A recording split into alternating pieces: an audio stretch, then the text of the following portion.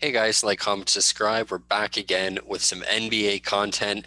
Mid-game, the Los Angeles Lakers, Brooklyn Nets, history being made. LeBron James, the third player in NBA history to get 35,000 points. Game's still going on. He's probably going to finish just above there. And he's still in the league. He's still going. He's still putting up great numbers. So overall, I mean, the feature, like you said, you clapped, obviously great for him, but it just brings up the question immediately, is LeBron James going to be the all-time leading scorer by the end of his career? Yes, yes. That's just jumping right to it. He's not really he's still quite a ways off. He still has to play minimum 2 more years. He's not going to get it this year. He's not going to get it next year. He is right now, depending on how he ends tonight. Like the guy had 17 points at half today, and that's just at his age is unheard of. The longevity he's been able to put together, and the fact that players like Kareem actually played more seasons than him. It's crazy to think about. But yeah, so he right now he's what 3,300 points away right now, 3,380. If he averages 25 points and 75 games, which is pretty on point for him, that's 1,800 points in a season. He still has the rest of this year to go. He's clearly coming back next year. It'll take him that in going into that second full year after to get it, but he'll get it if he plays.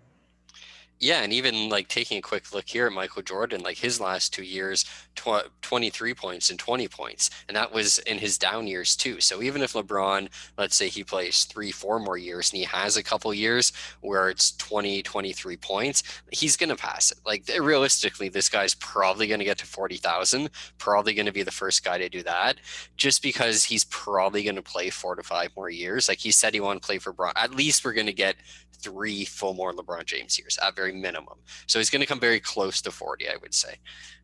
And it's really tough to see if anyone's actually going to catch him. There's some of these young players that are putting up these great years, but they're not doing it consistently over more than 3 to 4 years in a row. Mm-hmm. Nobody can do it for more than 10 years. Like it's not being done. Harden is nowhere close. The only close player right now is Carmelo Anthony. He's second right now in active players, and the guy's 10,000 points behind LeBron James or 9,000 points. Like this, it's unheard of. Yeah, and I mean, like you said, to be able to do it so consistently for such a long period of time, even if James Harden puts up a few more 30 point per game years, he's not a guy that strikes me as a guy who's going to want to be playing to his 40, 42, etc., which he's going to have to do if he wants to compete with LeBron, who very well may be playing when he's 40 still. And LeBron jumped in the league as a 25 point per game guy, and he hasn't really gone down. He, I'm pretty sure he holds the record for most consistent 10-point plus games as well. It's LeBron James. It's he hasn't gone down, and unless the only way that he doesn't beat this record, the only way he probably doesn't top 40 is if a massive injury undertakes or if he retires out of nowhere.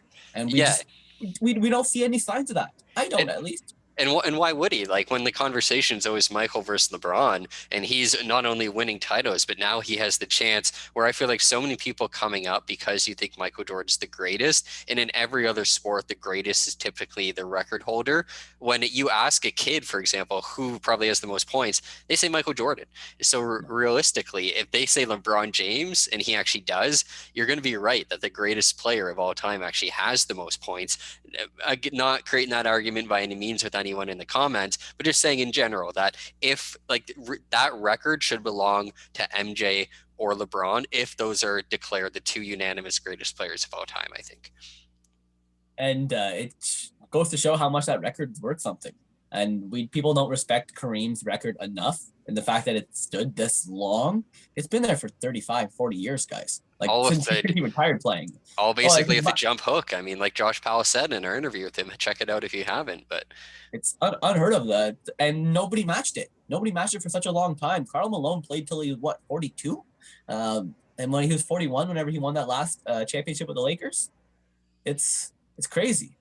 yeah, and Karl Malone was just a guy who was doing everything he could to just cement just anything for Karl Malone at that point because he didn't win with the Jazz. He probably felt like he had a chance to pass Kareem, so he probably paid a bit beyond. Great for him for winning that title. Again, a whole other conversation. But yeah, even like you don't think Karl Malone's number two typically, I feel, and LeBron, he's going to get there in the next, probably by next year. I think by the end of it would make Yeah, sense. but yeah, he's not too far off right now. He's only about 1,800 points off, and LeBron you typically has put up 2,000 point years in the past. That's been a kind of a regular thing, and that's kind of what we're expecting if he doesn't get injured or if they don't rest him more just because he's LeBron James. But they've been doing that for the last 5 to 10 years since he was with Miami. They've been resting him occasional games because well he's LeBron James. So it's I know he's not gonna play under 75 if he's healthy, but it's just he's gonna pass Karl Malone next year, and then Kareem's just around the corner. Definitely. Let us know what you guys think in the comments about the accomplishment, if he's going to pass Kareem. Don't forget to subscribe, and we'll see you soon with some more content.